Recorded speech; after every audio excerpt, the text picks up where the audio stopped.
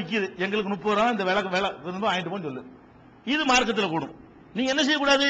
இது சொல்லும் அல்லாஹ் மேல ஒரு சத்தியம் பண்ணி இப்படி செஞ்சா கூட அல்லாஹ் பாத்துருவான் போல இருக்கு. யார பார்க்க மாட்டானா? வியாபாரத்துல பொய்யான சத்தியத்தை செஞ்சு அதை விற்க தள்ளுறதுக்கு பாருங்க, அல்லாஹ் மேல சத்தியமா சொல்றாங்க. இது 29 ரூபா 50 காசு தாங்க அடக்கமாவுது, நீங்க 29 ரூபாய் கேட்கலாமான்னு கேட்கறான்.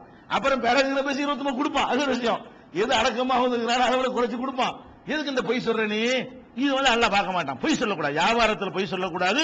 அப்படி பொய் சொன்னாலும் பொய் சத்தியம் பண்ணி சொல்லிடக்கூடாது, அது பயங்கர குற்றத்தில் வந்துடும். அல்லாஹ் பார்க்க மாட்டான். அது கடும் தண்டனை இருக்கு. 2 விஷயம். 3வது மேட்டர், அதான் பாயிண்ட் நமக்கு. அது 3 விஷயத்துல ரசூலுல்லாஹ் சொல்றாங்க. ரஜுலுன் பாயா இமாமன், ஒரு மனிதன் இமாமிடத்திலே ஜனாதிபதியிடத்திலே பையத்து செய்கிறான். லா யுபாயுஹு இல்லா லி துன்யா, துன்யாவுக்கு தான் செய்கிறான். பையத் செஞ்சா நிறைய ஏதாவது பதவி கிடைக்குமே, நமக்கு ஏதாவது இருக்குமே, பயன்படுத்திக்கலாமே அப்படின்னு செய்கிறான்.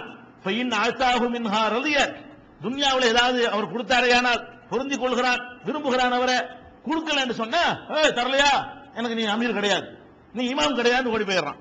இந்த மாதிரி கொடுத்து ஏதாவது கொடுத்தால் தலைவர் என்று ஏற்றுக்கொள்வது, கொடுக்கலன்னா நீ ஜனாதிபதி இல்லை என்று சொல்வது, இப்படி ஒருவன் நடந்து கொள்வானையானால் ஜனாதிபதி என்பது ஒரு கண்ட்ரோல்ல நாட்டை வைத்திருப்பதற்கு தான்.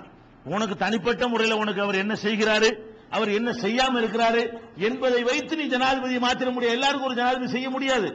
உனக்கு தந்தால் நீ ஜனாதிபதி ஏத்துக்கிற, உனக்கு தரலன்னா ஜனாதிபதி ஏத்துக்கிற மாட்டேன் அப்படின்னு நீ உறுதிமொழி எடுப்பாயானால் உன்னையும் அல்லாஹ் பார்க்க மாட்டான். ரசூலுல்லாஹ் சொல்லும் பொழுது பாயா இமாமன், இமாம். அதனால அபூபக்கர் செஞ்சாங்க. இமாமிட்ட பையத்து செய்யலாம் என்று ரசூலுல்லாஹ் கொடுத்த இந்த பர்மிஷன்னாலதான் சஹாபாக்கள் என்ன பண்ணாங்க? அபூபக்கர் நீங்க தான் எங்களுக்கு இமாமு ஜனாதிபதி, உமரே நீங்க தான் எங்களுக்கு ஜனாதிபதி, உஸ்மானே நீங்க தான் எங்களுக்கு ஜனாதிபதினு சொன்னாங்க. அதனத்துல எப்படி சொன்னது இல்ல, அபூபக்கரை இனிமே நான் திருடவே மாட்டேன், அபூபக்கரை நான் ஒழுங்கா இனிமே தொழுவேன், அபூபக்கரை கரெக்டான ஜகாத், இப்படி யாரும் பண்ணாங்களா? இப்படி யாரும் எந்த பையத்து பண்ணலையே. எதுக்கு ரசூலுல்லாஹ் அதிகாரம் கொடுத்தாங்களோ, அனுமதி கொடுத்தாங்களோ அந்த பையத்து வாங்கினாங்க.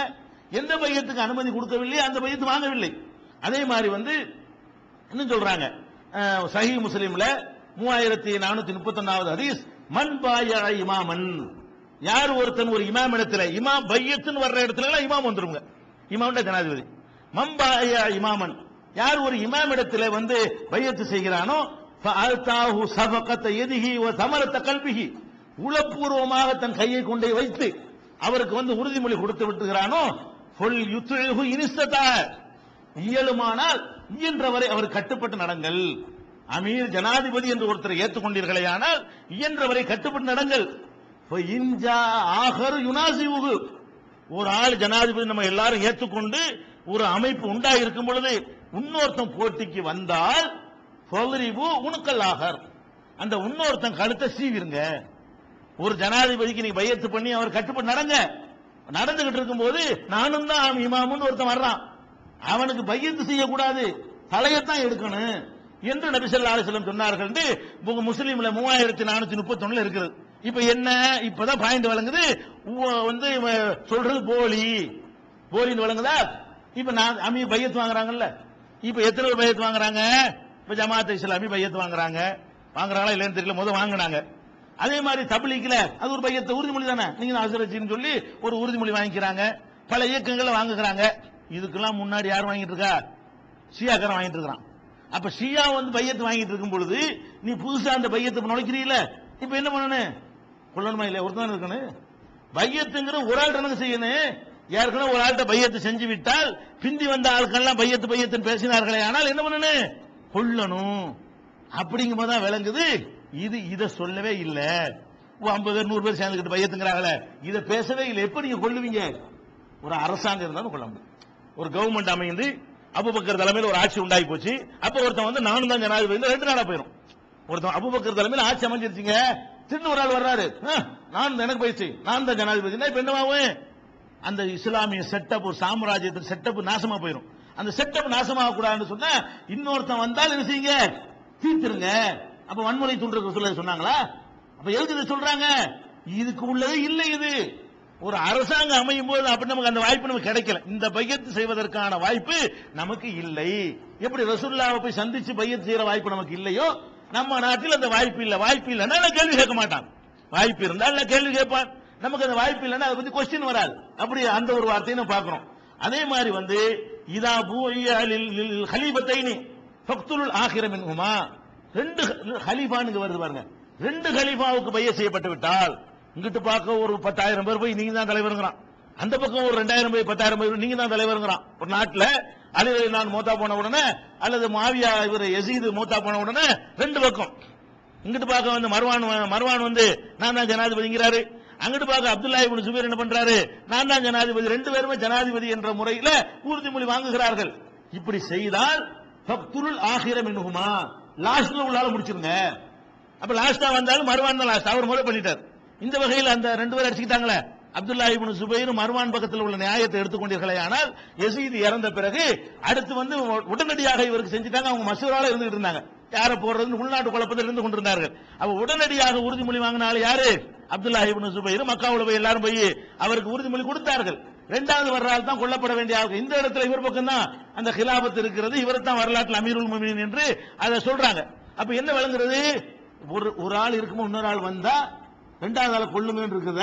இப்ப உங்கள்ட்ட சண்டை போட்டுட்டு ஒருத்தன் தனியா போய் ஒரு குழு அமைச்சு அவனை கொள்ளுவீங்களா?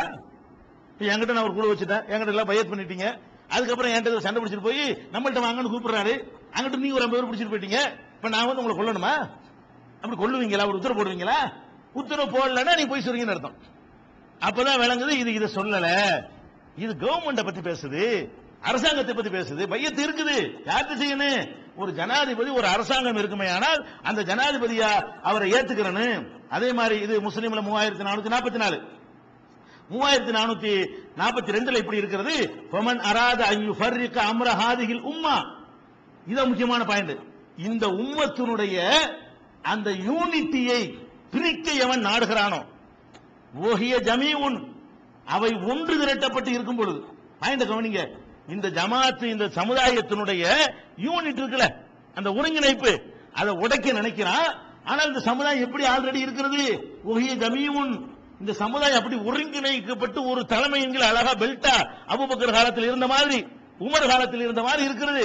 இப்படிப்பட்ட நிலையில் ஒருவன் உடைக்க வந்தால் அவனை வாளால் வெட்டி எரியுங்கள், காயினம் மண்கான, அவன் எவனா இருந்தாலும் சரி, அவன் எப்படிப்பட்ட கொம்பனா இருந்தாலும் சரி, ஒரு தலைமையின் கீழ் அனைவருடைய காரியமும் ஒன்றாக இருக்கக்கூடிய நேரத்தில் அதை உடைக்க வந்தால் அதை ஆளை வெட்டுங்க.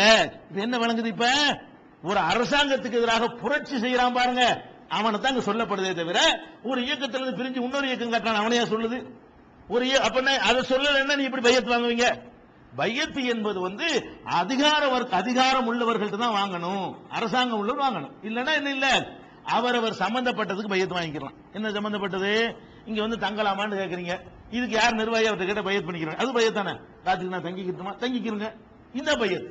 அவரவர் சம்பந்தப்பட்ட விஷயத்துக்கு அவரவர்கிட்ட பையத்து வாங்குறது கியாம நாள் வரைக்கும் இருக்கிறது. அது இல்லாம வாங்குறதா இருந்தா இந்த மாதிரியான பையத்து கிடையாது. அதே மாதிரி வந்து 3443 முஸ்லீம்ல இருக்கிறது, மன் அத்தாக்கும் அம்ருக்கும் ஜமீஉன் அலா ரஜுலின் வாஹிதின், உங்களுடைய அனைத்து பிரச்சனைகளும் ஒரே ஒரு தலைவன் கீழ் இருக்கக்கூடிய நேரத்திலே ஒருவன் வந்தால், போட்டிக்கு வந்தால், யுரீது ஐ யுஃபர்ரிக ஜமாஅத்தக்கும், உங்கள் ஜமாத்தை பிரிக்க, எல்லாரும் ஒரு தலைவனை ஏற்றுக்கொண்டிருக்கிறீர்கள், யாரும் வேற ஒரு தலைவனே இல்ல, அப்படி ஒருங்கிணைந்து இருக்கும் பொழுது ஒருத்தன் போட்டிக்கு வந்தால் பௌரிபு உனக்கல்லாகிற, அவனுடைய கழுத்தை வெட்டுங்கள் என்று ரசூல் ஸல்லல்லாஹு அலைஹி வஸல்லம் சொல்றாங்க. இன்னும் சொல்ல போனால் இந்த தலைமையை தேர்ந்தெடுக்கிறது கூட எப்படி செய்யணுமா, உமர் ரலியல்லாஹு அன்ஹு சொல்றாங்க, மம்பாயா ரஜுலன் அன் கைரி மஷ்வரத்தின் மினல் முஸ்லிமீன், ஒருவரை இமாம் என்று நியமிப்பதாக இருந்தால், நம்மளா ஒரு 4 பேர் ரகசியமா கூடுறது, நீங்க தான் எங்களுக்கு தலைவர், ஒவ்வொரு 100 பேர் தனியாக ரகசியமா நீங்க தான் தலைவர், அப்படி செய்யக்கூடாதான். என்ன செய்யணுமா, எல்லா சமுதாயத்தையும் கூட்டி அனைத்து முஸ்லிம்களுடைய மஷ்வரா இல்லாமல், அப்படி சொல்றாங்க உமர் ரலியல்லாஹு அன்ஹு சொல்றாங்க, மம்பாயா ரஜுலன் அன் கைரி மஷ்வரத்தின் மினல் முஸ்லிமீன், அனைத்து முஸ்லிம்களுடைய மஷ்வரா இல்லாமல் ஒருவன் பையத்து செய்வானேயானால் அவனை, அந்த பையத்து வாங்கினவனையும் வாங்கப்பட்டவனையும் கொல்லணும், கொள்வதுதான் தகுதி. புகாரியில 6830வது ஹதீஸ்ல உமருடைய சொல்லுதான் இது. அவங்க எப்படி புரிஞ்சு வச்சிருந்தாங்கன்னு சொல்ல வர்றேன். அப்ப பையத்து என்பது வந்து மார்க்கத்தில் உண்டு. இப்படி ஒருத்தன் சொன்ன தலையாட்டுறதுக்கு உள்ளது அல்லது, எதுக்கு உள்ளது?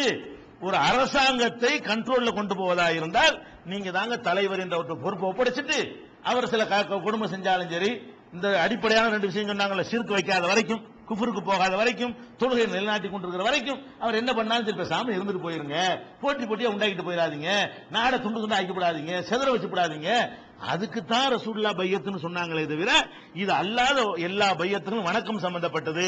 அந்த பையத்துகளை யார்கிட்ட தான் செய்யணும்? அல்லாஹ்வுடைய ரசூல் இருக்கும்போது அவங்கள்ட்ட செய்யணும்.